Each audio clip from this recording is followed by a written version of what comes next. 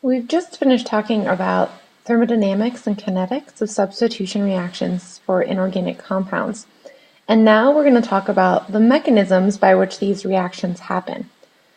Most of this discussion should be familiar to you because you've seen this sort of thing in organic chemistry. And we're going to basically use kinetic data to interpret or guess at a mechanism for a reaction. So let's flash back to OChem for just 1 minute. You see right here a substitution reaction, and hopefully you can recognize that this reaction should happen by an SN2 mechanism. So it's a one-step concerted reaction mechanism, and essentially the iodine here would come in and attack the alkyl bromide. So the iodine comes in as the bromine leaves, and then we get our products. We know that this is an SN2, or we suspect that it's an SN2 because of kinetic observations. So some scientists before you found that the rate law of this reaction was dependent on a rate constant times the concentration of both the alkyl halide and the entering group. And so there are two different things, the alkyl halide and the entering group. Both of those things are part of the rate equation. And so this is a second order rate, and that's where this 2 comes from in the SN2. So we took rate information, or we took information on the rate, about the rates and how the rate depends on the reactants to define what the mechanism it would be. Here's another example. In this case, we take a tertiary alkyl halide, and you can heat it in water for a long time and you'll get the replacement of the halogen with an alcohol group. And some scientists before you found that the rate of this reaction was dependent on a rate constant and the concentration of the alkyl halide, but did not depend on the concentration or the identity of the entering group. And so this reaction is first order. And that's why we call this type of reaction, or we say that it goes by an SN1. The 1 is for the first order. So once again, taking kinetic data and using it to interpret what the mechanism is. So that's stuff that we learned before in a different class. And we're going to be using this logic in order to determine mechanisms for inorganic chemistry.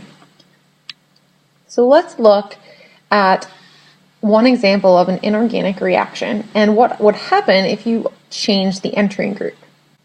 So in this chart to the right here, I'm going to list a few different entering groups and their relative rates.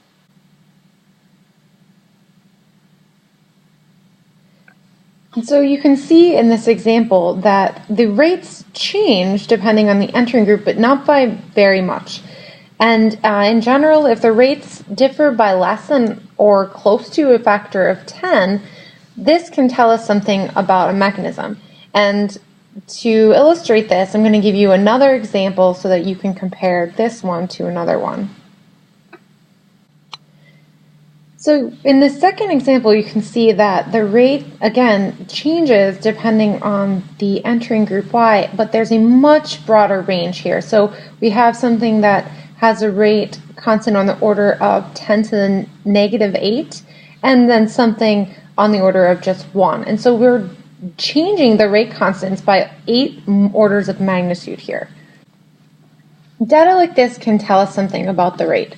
Because in the first example, the rate is not dramatically affected by Y, or the entering group, it's pretty safe to say that the entering group does not affect the rate very much, or the rate does not depend on the entering group.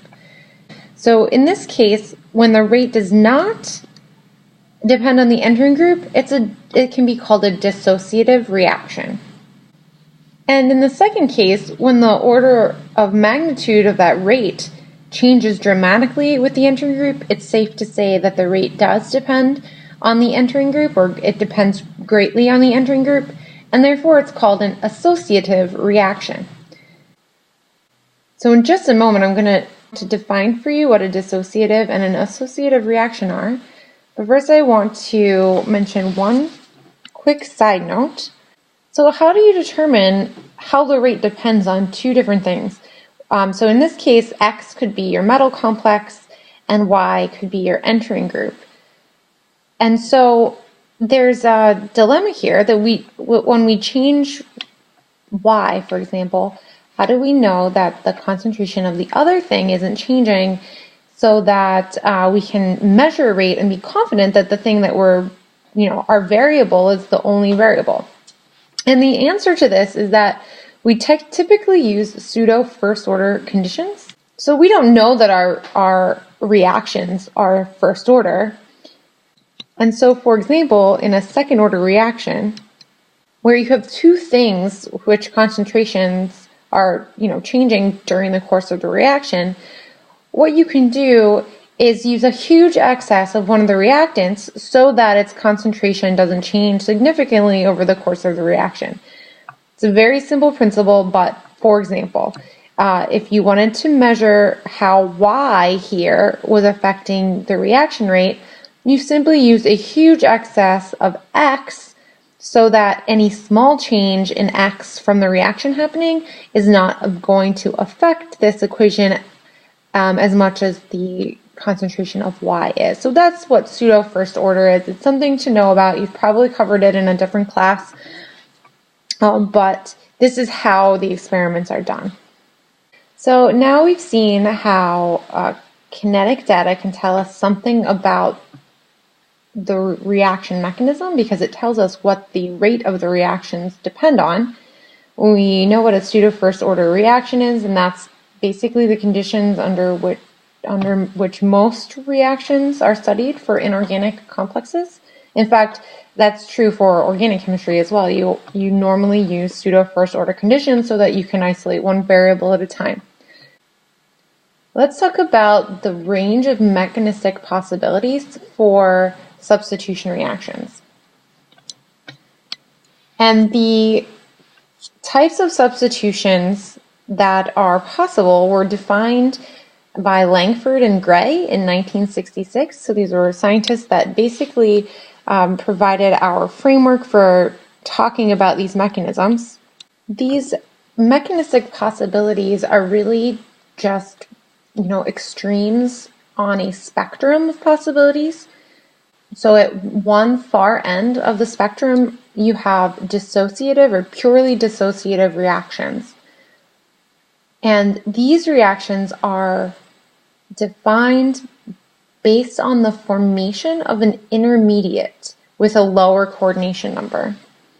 In the first step of this mechanism, you essentially just lose the leaving group and you, again, form this complex. This is an intermediate and it's of a lower coordination number. So if n were 5, for example, this would have been a 6-coordinate octahedral complex. You would have gone down to a 5-coordinate complex plus your leaving group. And then in a second step, you have association of an entering group.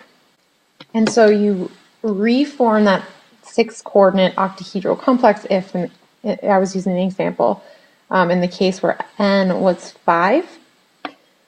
So the defining feature of this type of reaction is formation of an intermediate with a lower coordination number.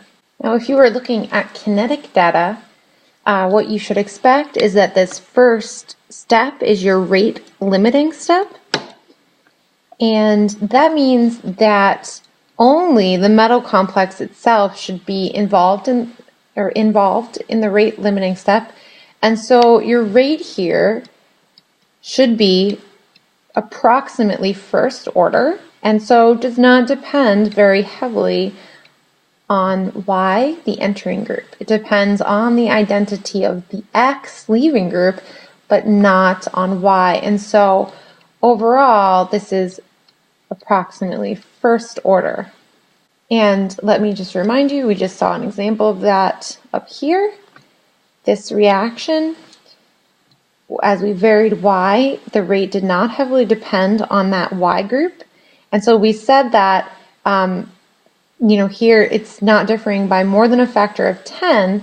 And in that case, the rate does not typically, it's said to not be dependent on the entering group, and so we can define it as a dissociative reaction. And that's what that means. Dissociative is where you have your rate limiting step is actually dissociation of the metal complex to a lower coordinate intermediate, and then that reacting with an entering group in a fast step. On the whole other end of this spectrum is your associative reactions, or the A reactions. So these are actually represented with a capital A or a capital D. And the defining factor of this reaction is that you form an intermediate with higher coordination number. And this is also your rate limiting step. So here is this is an intermediate that I've drawn here, and this is where the entering group Y has fully associated and bound to the metal ion. And again, that's the defining feature of an associative reaction mechanism. In a second step, your higher coordination number complex, it reacts and the leaving group, in this case X, leaves, and you're left with your product, where X has been replaced by Y. Again, the defining feature of this is this associative type of reaction mechanism is the formation of this intermediate that I've put in a box with a higher coordination number. So, for example, if you started out with maybe N was 3 here and you had a square planar complex, when you add Y, you might get a 5 coordinate complex, either a square pyramid or a trigonal bipyramid. And then that 5 coordinate complex, again where N is 3, would dissociate the leaving group to give you a new 4 coordinate complex, which if you started out square planar, perhaps the result is also a square plane. Another defining feature of this is that now Y is part of the rate limiting step, and so your rate is actually second order because both the metal complex itself and the entering group are part of that rate expression. And so in this kind of a reaction mechanism, your rate depends on Y, and overall it's second order. So it depends on both the metal complex and Y. So these are the two extremes, and there's actually something that's right in the middle called an interchange. And this is when bond making and bond breaking are kind of happening at the same time. And the biggest difference between the associative and the dissociative compared to the interchange is that interchange doesn't actually have an intermediate. Interchange actually reminds me of the SN2, and the dissociative reminds me of SN1. So I'm going to just mark that here. This reminds me of SN1. And then the one that we'll talk about next reminds me of the SN2 because it doesn't have an intermediate, it only has a transition state. And this is called interchange and is represented by a capital I. Now with this interchange reaction, it's important to remember that there is actually no intermediate. There's only a transition state. And so I've put my transition state in these transition state brackets that you should be familiar with from organic chemistry. So this thing that I'm writing in here is not truly an intermediate, a transition state. And I'm just going to warn you that this is not very clear from your textbook. They represent this is an encounter complex a little bit differently. So look out for it. And notice that this is not an intermediate. And so in this encounter complex, I'm making a bond between M and Y, and I'm breaking the bond between M and X. So this is, again, reminding me a little bit of an SN2 transition state. Now, the formation of the encounter complex happens very fast. So this is not really, so we call this like a pre-equilibrium step. It's not truly a step though, so just be careful, the language in your textbook can be confusing. But this essentially just happens very rapidly, or another way you think of it, as soon as that transition state forms, it completes the reaction. And so you're not going to isolate the transition state most of the time. But normally we think of the last part of this as being the rate limiting step in this case. The rate is going to depend on both x and y because it's going to depend on basically the strength of the mx bond since it's breaking in the transition state, and it's also going to depend on the ability of y to make a bond to m because that is also happening in this transition state. So the key features of an interchange reaction are formation of an encounter complex, and the rate is dependent on both x and y. This can be second order, but it doesn't have to be. And really, the difference between all of these reactions will come down to basically how heavily does it depend on x and how heavily does it depend on y. So all three of these types of reactions are what Langford and Gray defined as stoichiometric mechanisms. So there's these stoichiometric mechanisms, and within all of these stoichiometric mechanisms, we also have intimate mechanisms, which tell you how the reaction is activated. So now we're going to move on and talk about the intimate mechanisms. And I'm going to focus on the interchange type because these are the easiest to understand. And essentially what we're asking here is what activates the reaction. So again, this can be gleaned from rate observations and kinetic data. So in the case of an interchange reaction, you have something that's sort of second order. It has some dependence on x and y. And when the rate heavily depends on y, but not as much on x, we say that the thing is associatively activated. So let's look up here at the association. So associative reactions here, remember there's a dependence on y. So when the rate depends heavily on y, but not quite as much on x, then you have something that we say is associatively activated. So in the case of an interchange reaction, you represent that as I, capital I, with a little subscript, lowercase a. So here we've got an interchange mechanism that is associatively activated. You can also have AA or DA. And so these are a little bit conceptually strange, especially the DA, a associatively activated dissociation reaction. And to understand this well, it's helpful to look at your textbook. There are some figures in chapter 21. In particular, figure 21.5 through 21.7 show you how the reaction profile can change depending on whether, for example, dissociative mechanism is associatively activated or dissociatively activated. So it really has to do with the reaction profile.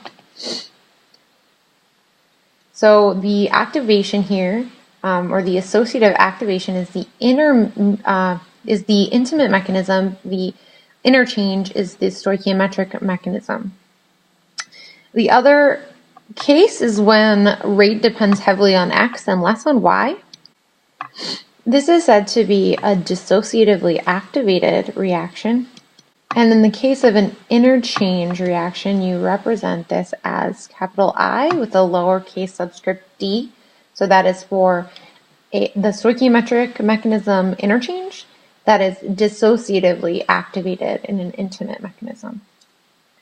You can also have dissociatively activated associative mechanisms or dissociatively activated dissociation mechanisms. But the easiest to understand is the interchange.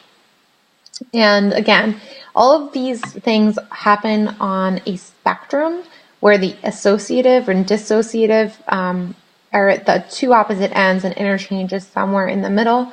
Things are usually never purely interchange. They are usually interchange, close to one side or the other. And so you normally call these an IA or an ID reaction mechanism. So now I'd like to talk about some specific types of geometries and what kind of reactions they undergo.